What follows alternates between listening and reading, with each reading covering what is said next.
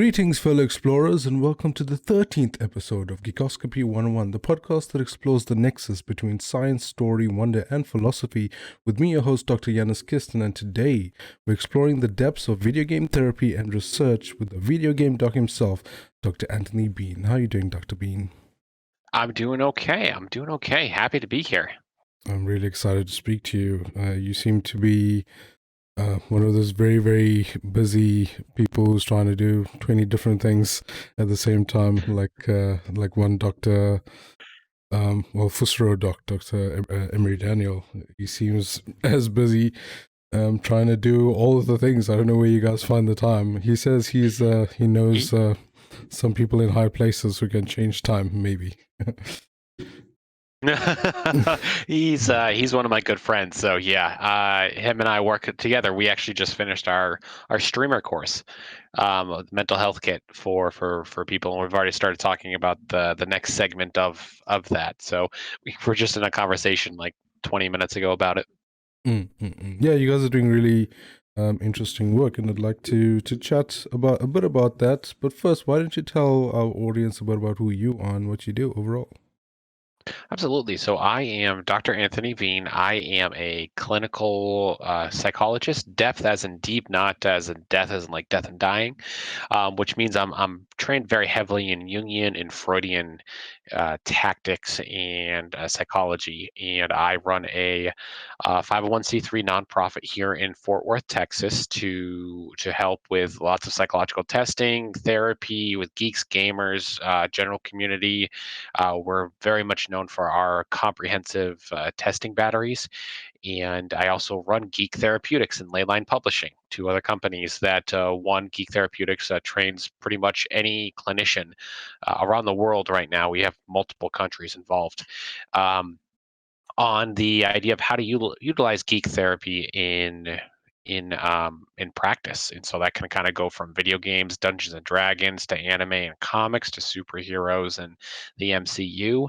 Pretty much all of that is kind of falls underneath the geek therapy paradigm, and we teach clinicians how to utilize that to, one, help their clients, but also build rapport, produce change, and also it's kind of fun to talk about these geeky type stuff in therapy, and when you're working with a whole wide range of adolescents. So we publish books. We have a couple projects that we haven't quite announced yet, but should be announced in the next couple weeks, I'd imagine, theoretically, in a perfect world. And yeah, we do lots of cool stuff, lots of writings, lots of panels, lots of all sorts of fun stuff. That's extremely interesting and sounds very fun. Has there been any what kind of opinions? Well, not necessarily opinions, but what has the reception been from kind of mainstream clinical therapy or research about this new paradigm or this new type of therapy? There is not a lot of people out there that's doing it, and actually our book that kind of came out in September of 2020 is this guy right here, is the kind of the leading practice guide to kind of going through comic book characters and ideas of how do we utilize these different paradigms of thoughts within geek therapy culture and as cultural artifacts, and how we can utilize them in a manner that really benefits ourselves and others around us.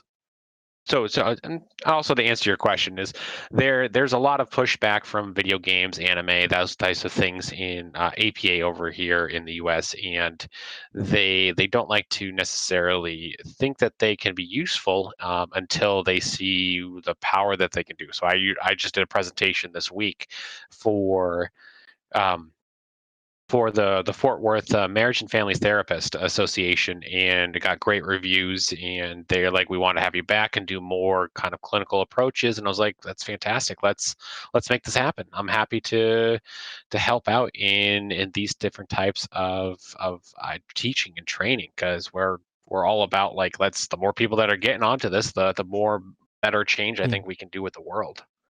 And I suppose some, like clinical trials and just overall research will help with that type of stuff. Yep, absolutely. So we brought to Texas Christian University, also known as TCU here in Fort Worth, we brought Dungeons and Dragons to their campus, and we did a study with them. And the data has to be finished cleaning and utilized in a different way to see whether there was a difference across a lot of different social emotional components of the different playing just Dungeons and Dragons as an intervention on the idea of, let's say, social connectiveness, personality basis, friendships, hopelessness scales, depression, anxiety. How did those types of things get involved and changed a little bit? They got kind of put on the back burner a little bit because of COVID, but we have plans to finalize that data hopefully in the next couple of months or so. But so clinical trials are kind of in our grasp, and in utilizing it, I think is going to be a very big deal and a solid approach for a lot of people. Mm. Your main focus seems to be, well, if correct me if I'm mistaken, but video games. How did you gravitate towards video games as a hobby, and then a focus for study? Oh, yes. So video games is hands down my bread and butter. We do so Mm, much in therapy with video games. And I was just playing Brawl Stars with one of my clients this morning on teaching different tactics of how do you manage to, as teamwork, bullying, and being able to support one another in times of need. Plus, going into the idea, the problems of like irrational thoughts, negative cognitions, things like that. And it's a 7-year-old kid, and to be able to do that in about 3 weeks worth of treatment in this type of style, the mom's already saying like negative cognitions have gone down, tantrums have decreased. I mean, it's just 3 weeks in. We haven't even hit any of the main big stuff yet, mm, and that's just because we go and work within his paradigm of connecting to others, and how he feels those types of things matter to him, and we focus very heavily on that, and it gets him to open up and gets him to promote change for a lot of his stuff as well. And so my main focus is utilizing with geeks gamers and video gamers specifically. I do dabble in D&D a little bit, but more along the lines is hands down the idea of video games. And I've been a lifelong gamer, so I have a Commodore 64 back home in Massachusetts, and mm, with old River Raid 1 on it. And God, that was such a fun game. But I've been playing video games since I was like 3 years old, and have never stopped. I even have pretty much all of the Nintendo systems at home, and some of the Xbox and Sony ones, plus a bunch of handhelds, tons of games, and awesome computer to do computer games as well.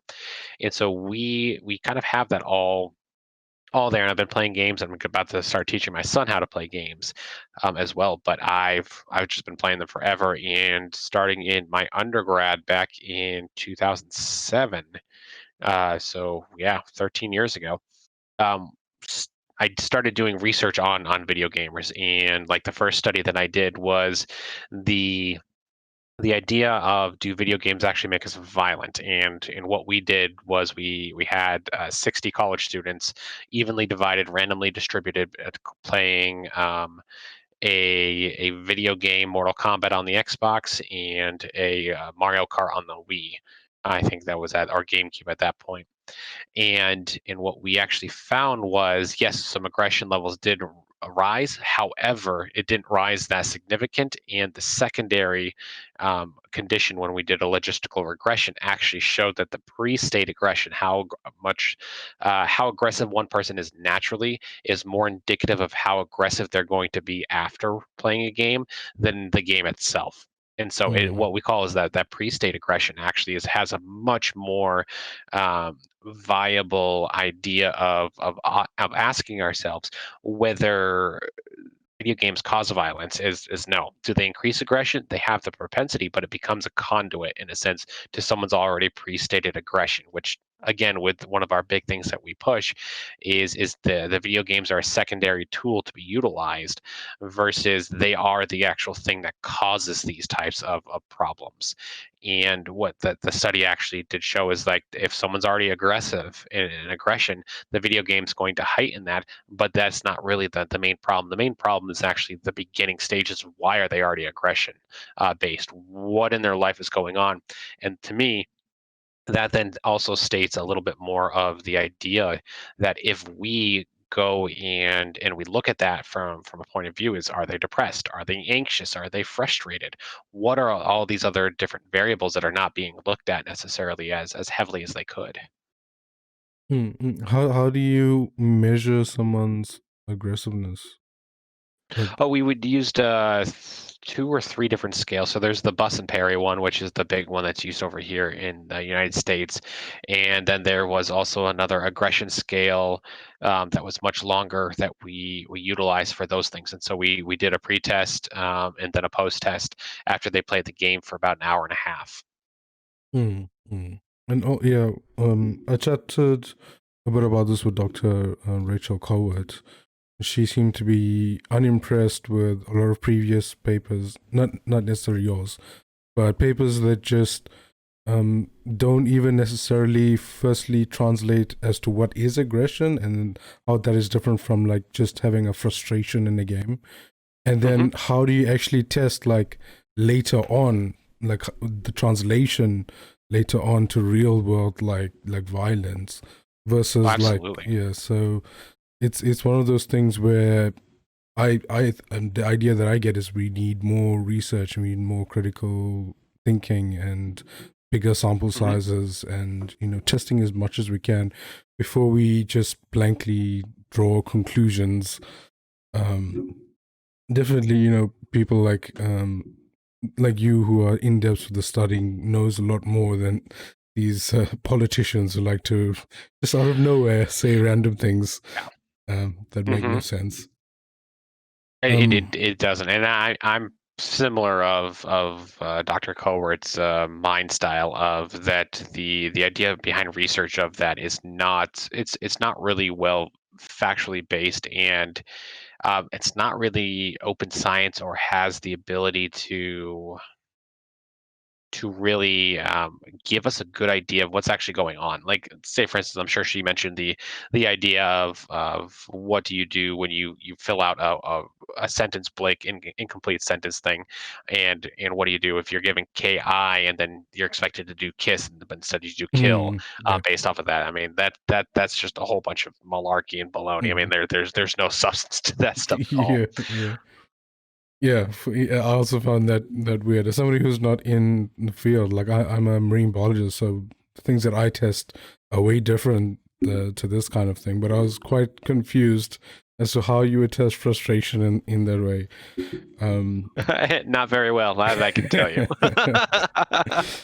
um, so how, other than that, how generally do you try and collect data for the research questions that you try to answer? What are you trying to answer right now? Your general big ideas, and how do you collect data for that type of work? So there are three big studies that we are doing right now. One is concluded, grabbing the data. We're about to start cleaning that data, and that one is how do is trying to answer the idea of whether video game addiction is actually a primary concern or a secondary concern to an actual mental health or idea, if that makes sense. So the way that I practice clinical psychology and research, and so I work one-on-one with patients. So I'm what we call kind of a hybrid of research and also practicality. So I literally am in the trenches with these patients a lot as well. When we are looking at these types of research components that are coming out on the field of addiction is they're very skewed in addiction's favor, but they kind of have created what we call like a house of cards. Like they're looking at it from such a high level thing without actually getting into the trenches and actually understanding what's going on. So when we practice the psychology and do therapy with these kids and these adults and these adolescents, it's not necessarily that they're addicted to video games, it's that they're depressed, they're anxious, they have Asperger's, they have autism, and all these other mental health conditions are really what should be utilized as what we call a primary focus rather than the video game playing itself, because kids play video games to relieve anxiety, to help them manage their depression symptoms. It becomes a coping skill. And when it's a coping skill, it shouldn't be bastardized into an actual full-blown diagnosis. Once you do that, it's not very ideal to kind of say that this is the way to kind of go forward. Um, However, on the other side too, there are some kids I would definitely probably say that have a lot of problems with stopping playing the games. I don't have a lot of those clients in my practice. They don't seem to appear, at least down here in Texas. But I do have friends like such as Dr. Ryan Kelly, who does have probably a little bit more severe cases than I do in some cases. And but him and I seem to very much agree on the idea of like, let's talk about boundaries. Let's talk about sometimes, we do have to take the games away for a little bit, not forever, but to then just reintroduce them appropriately in some cases. I'm a very heavy advocate of appropriate boundaries, the abilities to be able to understand what our boundaries are, and if Mm. there's too much going on, let's lessen a little bit and see what you can do. If you can show the maturity level, then let's focus on that. Let's do that. But if you can't do the maturity level, then we have to build that in you. And so it's kind of like a slowly titration back of the ability to kind of understand what's going on, but also being able to know what game is given to the kids as well. If they're using it as a coping skill, cool. We're going to continue using that coping skill, but we're Mm. also going to introduce some other stuff as well. It doesn't mean that you have to stop playing. Like I don't agree with some of the paradigms of thought that focus on the idea of complete cessation of video games and you can never go back to it. Those all or nothing programs and ideas, they don't work. They Mm. just don't. And if anything, it harms a lot of people because it basically says you can't touch technology. You can never touch this stuff ever again. And that's like, well, I'm 16. I have another 70 years minimum of life, and I'm not allowed to touch technology for anything when we are literally about to go into like a Yeah, crazy in the next 5 to 10 years of yeah, an automation system of. yeah. I mean, there's stuff out there that of like machines cooking burgers and everything that are cooking them more consistently than actual workers. So I mean, we're about to go into a major technological shift, I think, and you're going to say I can't be a part of this. What am I going to do? Just go out into the hills and just live in a rural place? I mean, that sounds terrible. Like Yeah, so, yeah. There's a lot of problems. yeah, for sure. I agree with that, and I also, I mean, this is a personal opinion, but I think like once you remove something that's comforting, sometimes you replace it with something else that's unhealthy. Like that person Yeah. might go to alcoholism or something. Mhm. And I mean, Um, alcoholism is a whole different thing. Like compared to the yeah. U.S., compared to Ireland, I mean, Ireland's alcoholism rates are massively different than ours, much lower because they teach their culture to actually utilize alcohol in an appropriate thing. What do we do here? We ban it until you're 21, and then you don't have anybody to actually teach you how to utilize this stuff appropriately in times of need or guide you in that capacity. It's like, nope, you're 21, have at it, do whatever you want. And all of the stuff that we talk about like partying in college and things like that, those things happen over in Ireland and other countries that do that, and not to the severe where we have alcohol poisoning and other things that we do over here because we've almost bastardized the entire content. So, like, in what major ways do you think playing video games can help us develop or heal overall? Sure. So the idea behind a video game is that it actually is already a sense of of a rule-based game. It's a world. It's someone's creative imagination. They've taken time to create it. They've created rules and enforced it, put graphics into it. And so you are playing in someone else's world, someone else's rules already. Those rules can be super simply extrapolated outside of the game and enforced upon our real life. Video games themselves teach us boundaries, teach us how to cope with different things, and they can be utilized if one just wants to become a little bit more familiar with it. Like I was talking with Brawl Stars earlier, that's a super simple game. The like a bunch of little mini games. You can work as a team. You can work against each other. You can do all sorts of things. Is that game specifically made to be therapeutic? No, not at all. It's supposed to be Mm, entertaining. It's trying to get you to do play the games a lot. I make it therapeutically engaging because I know the game in and out and I can utilize it in that capacity. I am well versed enough in the game to know after we beat a boss or after we win a game, we take a pause and be like, what did we do great there? How did we manage this stuff? Or like, man, that teammate that we had, it was totally the number one person on our thing. He really carried our team. Those types of conversations are very easily be brought in. Never mind the rules. Talking about bullying. If someone gangs up on you in the game, it's my job to kind of come on in and be like, all right, let's tackle this bully together. What does that teach us? Two people v one. That's okay. Teaches you to then stand up with the person who's being bullied to stop bullying the other person. These are just very basic tactics that can be utilized in this type of endeavor, which to me I love. mm. Do you ever like sort of like prescribe video games to your I have my clients play them outside. mm, Yeah, absolutely. I utilize that as a thing to experience a different journey or something that they need to overcome a little bit differently. mm. As far as I'm aware, there's only like one FDA approved video game, right? And that was a recent That thing. was a recent one. Yeah, that was the first one that got that FDA approval. But again, it's very prescription based style, and I'm sure it's got Mm, some good stuff. I haven't played it, so I can't really speak to it. I mm, prefer to use video games that kids are going to naturally engage with. And so, mm, my experience with working with apps and video games that are either created by psychologists or apps that are created by engineers that don't have a psychology background is they tend to fail, they tend to suck. And it's mm. because their engagement just sucks. Yeah. And so by engaging in that type of capacity, it really helps to build that connection with the client, build rapport, but also focus in on what do we kind of need to do in this moment. Yeah, I mean, mainstream games, I think it's designed around being like having to be fun because they need to Hmm. sell copies, you know.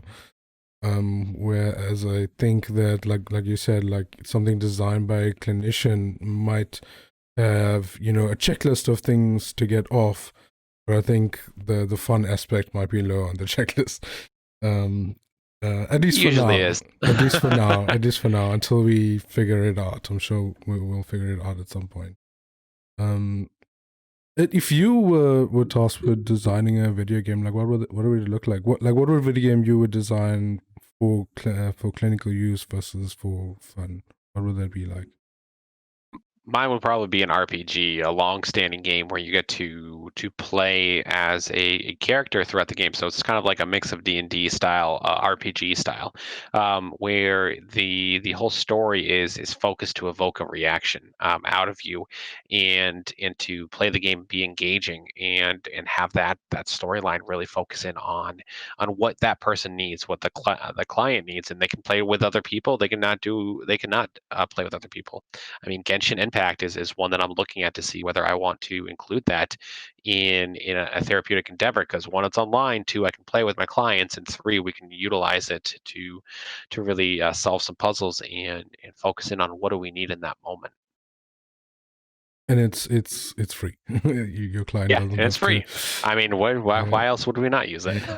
yeah. Although I think you have to give a disclaimer to your clients about the dangers of gacha style games and loot boxes because it can be Oh yeah, expensive. every time. I always Uh, tell them like I don't pay for it, neither should you. no, you shouldn't. And I mean, I've been playing a lot of Genshin Impact recently, and it's for a free game. There's a lot of content that you can do without having to pay for anything, and there's a story there, graphics, voiceover. It's actually value for money wise, probably one of the best games you can get that's come out recently. I approve, but I don't approve of paying. I don't approve of paying We for have anything in approval. it. 2 stamps of approval. Two stamps Stamp, of approval. stamp. We're good. How did you get into actually trying to develop this course of getting a I don't know whether it's you specifically, but there's a group of people involved trying to get into this prescription of being a certified, geek therapist. How did that come hmm about? So we kind of came together where we believed that a lot of people are doing these things. And there's a lot of people already out there. And so what we wanted to do is we wanted to create a platform kind of sense of everyone can, if you have a special niche, then we want you to come on in. We'll pay you for a training, and then we want you to kind of present it to everyone else. And we're like, this is great. Like they're just going to bring in the community. It's going to bring in so many different names, and it already has. And we have over half of next year's trainings already planned and ready to go. Um, but the big thing that kind of comes into play was we're like, okay, well, we went and did this. Now let's bring it an even step further. Is if you take these trainings, you can pass these different ideas of what it means to be a geek's therapist, or and work within the paradigm of geek therapy. Anime, superheroes, video games, Dungeons and Dragons, TTRPGs. It's very wide range. If you can pass these types of tests, then you should get that term of certified geek therapist, that you can do this type of stuff. And we're even opening it up to other people who may not have licensure, like as licensed as a psychologist or a mental health practitioner, by identifying them as a different designation, a certified geek specialist. And so it's something that is going to take a lot of labor. It's a labor of love, uh, and just basically being able to focus in on how can we bring the community together, create a wonderful impact, and then focus in on what we need to do to kind of help everyone else, just bring everyone else up to speed, bring the stuff up into virtual reality. How do we use video games? How do we use anime? How do our clients benefit from this? Because more than not, and I just got an email from one of the people that I presented for on Tuesday, and she said that she was talking with one of her clients about the training that I did and about the idea of Iron Man. And she said this client is like so resistant to treatment, and it's a 13-year-old. And as soon as brought up the idea of Iron Man, this client wouldn't stop talking for 60 minutes. And she goes, I've never had an experience like that. So there's got to be some sort of truth to this. And I'm like, yeah, because if you can understand why they like Iron Man, and what about those intricacies, about what are those very specific aptitudes that this person Hmm. really likes, you can produce change. I mean, whether you go from the comics, from the idea of the demon in the bottle, where Tony Stark suffers from alcoholism, or you just stick in the MCU, going from a narcissistic paradigm to a completely benevolent paradigm of thought across the entire MCU, across all of these different games and videos. I mean, literally, it becomes limitless for you. Yeah, no, that sounds really interesting. Finding, I think, that common ground is quite important. Um, I know for me, like being like very introverted, it's very difficult for me to open up to certain people. But if I do find a common ground somewhere with something that we like, then suddenly I become introverted. I mean extroverted. Can talk. Come to a convention, and I can trust you. You will get out of that shell real fast. It's amazing to see people. I'm generally a little bit more introverted myself, but I become very extroverted at conferences. Yeah, it's so cool to just be around like-minded people and people that know what you're talking about. Like I went to my first like Comic Con last year, Comic Con Africa, and it was just like I felt like this whole other person there because there's just so many people who liked the same type of stuff that I did, and I went through so much of my life, feeling very alone in liking the stuff that I liked and not being able to, just find somebody to chat with stuff. So it was a cool experience having that common ground and just talking about stuff. Even like, I spoke earlier about Dr. Emery Daniel. Like, him and Hmm. I were two of very few people on this planet that played Shining Force 2. And we I kind have of, played that game. yeah, we bonded over that because you don't Him hear, and I. Oh my gosh, I haven't heard that. yeah, it's Oh, I'm literally looking it up right now. yeah, it's one of those things where I rarely ever hear about it, but that game was such a big part of my childhood. Like, it set my taste in video games. Like, I like Hmm. JRPGs because of Shining Force 2. But it's like you only hear about these old like Nintendo games. You don't hear about these old like Sega games, other than like Sonic. I mean, Sonic's great, but I'm right there with you. So were you the executive director of the Telos project, right? How did Yep. that come about? What is it, and how did it come about? So it is a nonprofit 501c3. So we have a tax exempt status, and our mission is to serve the public and everyone around us, to really hone in on how can we move them forward, how can we get them going forward. And so we take all sorts of insurances, everything under the sun, and we work with any style of people. We have people who are well below the poverty range, and we have people who are not anywhere close to the poverty range, seeking us for therapy, psychological assessment, and treatment. And so we want to make sure that it's a very open community. We have 10 different clinicians, including myself, on staff that really focus in on what are the person's needs, and how do I meet them, and how do they come to meet them themselves as well, to move themselves forward. So my wife's a psychologist as well, and we started this, and we really were like, we can do some real good here. And that's really what we focused in on, is the idea that we wanted to make a difference in the lives of people. And I think so far, I mean, we've had over 3,000 clients, depending on psych testing and therapy, and it's Mm. been fantastic to see the transformation that they go through. How do you fund the work?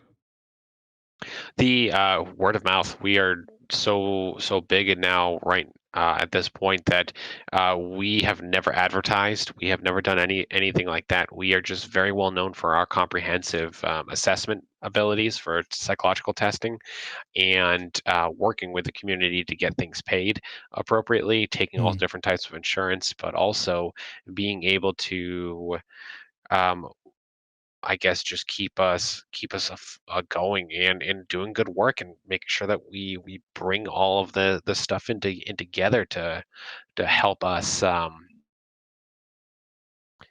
just make a difference in this world, would be the easiest way to do it. Yeah, it's very admirable work.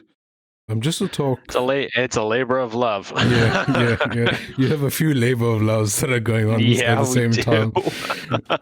And one of them is publishing. You mentioned earlier, and that poster in the background is one of your recent books with Dr. Mhm. Daniel, The Psychology of Final Fantasy.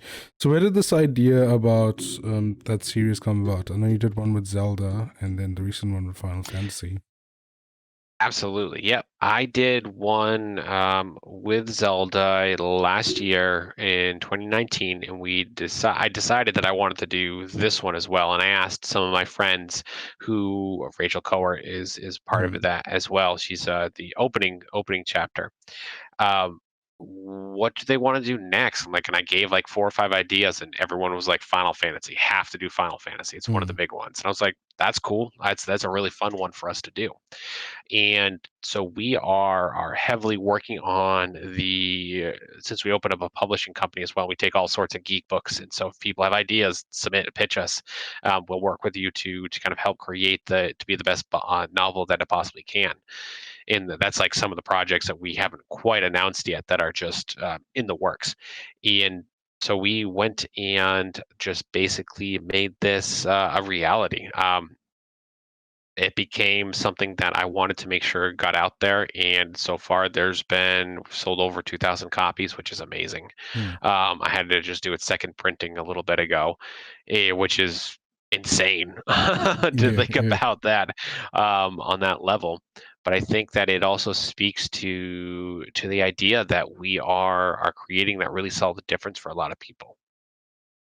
Yeah, I mean, I believe there's a lot of like emotional connection that can go on during Hmm. a video game, and something like this just feels like the next step. You know, that emotional connection. You know, we've had art books and guides before, but I think this is the next big niche when it comes to, you know, aftermarket media with video games. Can't wait to get my hands on a copy eventually. I Um, it should be international, just so you're mm, aware. You should mm, be able to get it there. I yeah. know that for a fact because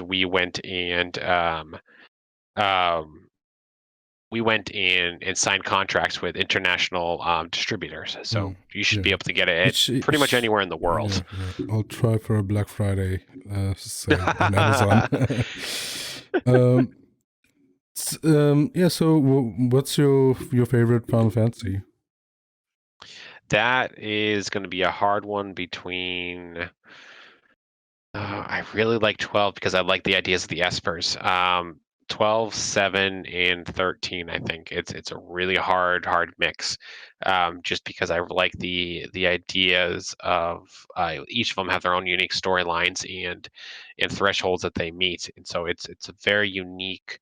Uh, each one has it's hard. It's hard to choose It's yeah, between one of them. I yeah, know sometimes I've said 13, sometimes I've said 12, sometimes I've said 7 yeah, because it really kind of yeah, depends on the day is like what's going on with my own psyche and what do I yeah, feel yeah, gravitating yeah, towards. yeah. I'm also fond of 12. I think it's a very underrated game, just like Final Fantasy 8. I feel is extremely Mhm. underrated. I don't like 13 though. I don't share your sentiments with 13.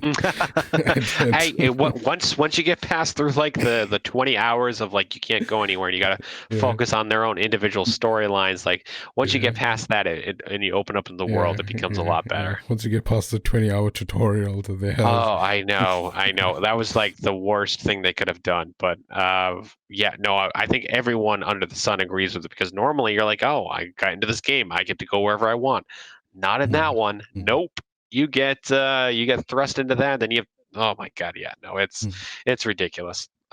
Yeah, yeah. I can see, you know, from a story perspective and from an emotional perspective, 13 does have some really cool themes, but I just didn't feel like it was fun to play, and it's a game at the end of the day.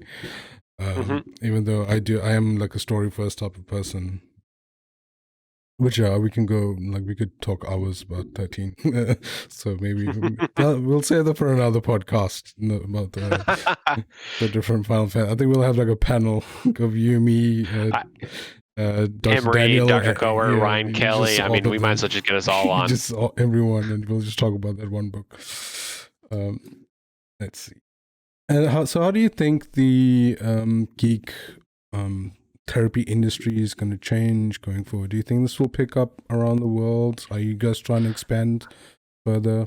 I think so. And the reason I think so is because we have APA accreditation for our trainings, which we worked very hard for. We have NBCC accreditation, which means that when professionals take our trainings, they have the ability um, to pretty much get what they call continuing education credits or units for their license. So that means I have to take 20 a year. So that means I can take 20 of these. They count towards those CE requirements, and I also have the ability to be like, I get to learn about geek therapy. Fantastic.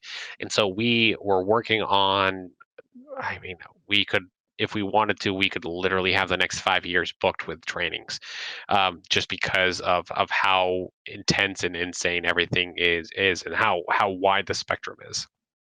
And so we have a very wide range of topics, and it's just going to continue to grow. By the end of this year, we'll have over 40 hours. By the end of next year, we'll probably have over 80. And so it's just, we're by the time this entire thing probably comes to a culmination in a decade down the road, we'll probably have over 1,000 hours worth of stuff that people can go in and take a look at. And I think to wrap up, why don't you tell us a bit about the latest book that's come out? Absolutely. So that one was a very long project that we did. And that one is edited by myself, Dr. Daniel, and Dr. Hayes. And so what we did is we broke it up into 4 different categories. There's video games, there's Dungeons and Dragons, it's actually 5 supplementary topics, and then there's comics and anime. And then there's also one other one that's in there. I think superheroes, if I didn't mention that one already. And so each section has at least 3 chapters within it. Some of them have 4 because it's a very broad thing. But each section itself could be its own book. That's kind of one of the biggest things I think that comes into play with it. And so. So that in itself is massive. It's a massive compilation. I think it's like 300 pages. So it can be used as a textbook. I'm using it as a textbook right now, actually, in one of my classes on teaching students in what geek therapy is, and how do we utilize this. It's a seminar class, and so I got to choose a topic, and I gave them options, and they wanted this, and I was like, let's make it happen. And so this book goes into like details of like giving an idea of what does this actually mean, how do we utilize these things, what are some basic steps that you can go, and then we're going to have a bunch of follow-up ones over the next couple of years to really hone in on a little bit more of what do we need to do, how do we need to handle these things, and what can you as the clinician get out of this while working with your own clients. Okay, it's cool. So it's kind of both reference material and an introduction to Teaching the topic. material, yeah. Kind of like a good instruction, yeah. Yeah, that's pretty cool. One more thing I'd like to ask: was there ever one video game that totally changed your perception of reality after playing and playing? Ocarina of Time. Ocarina of Time. Not a hard one at all. Yeah, the Ocarina of Time was the one that hands down changed and cemented so much for me as a kid, but also as as an adult. Still, I even play it with some of my clients, and it's for them to wrap their heads around some of the aspects of this is absolutely insane. Cool. I always say that when I retire one day, I'll play Nintendo games. So I'll get it's to. Worth it. I'll get to Ocarina of Time and the other Zeldas and Mario's at some point, but right now I'm just sticking with PlayStation. That's all my budget and time can afford. But yeah. I'll put it on my to-do list. Play Ocarina of Time. It's worth it. So, with that, I think it's time for us to pack up camp and head back to our labs and/or fantasy worlds. But first, why don't you let our fellow explorers here know where they can find you and your work on the internet, Dr. Bean? Absolutely. So they can find me on Twitter on @videogamedoc. I'm on Facebook. Our company is called Geek Therapeutics, and so definitely search that. Type it in. You'll find us on all social media. It's the easiest way to get in touch. Like our page. It is blowing up recently, and there's already 3,500 subscribers to everything that we're doing. So I mean, it's jump on board. If you got ideas for books, send it to us at Leyline Publishing. We really like what we do. So yeah, Geek Therapeutics is really what you want to search for. Cool. Go definitely check out over at Geek Therapeutics and Dr. Bean's research, who I'm keen to start reading. But thank you, Dr. Bean, for joining, and thank you to the listener for sparing your time. I hope you had fun with learning with us today. Otherwise, stay safe, keep well, stay tuned, and cheers.